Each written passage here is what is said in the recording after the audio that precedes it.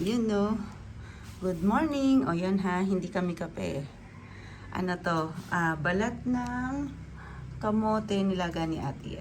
Tapos, papartneran natin ng lemon.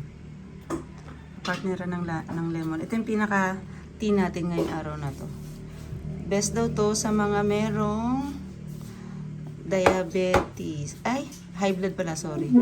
Sa may mga high blood. Kasi Papa Rod, kaya ako pinagawa to para kay Papa Rod eh.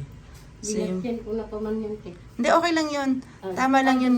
Yung kalahat. Meron na to? Meron na pala. Naku, madudoble.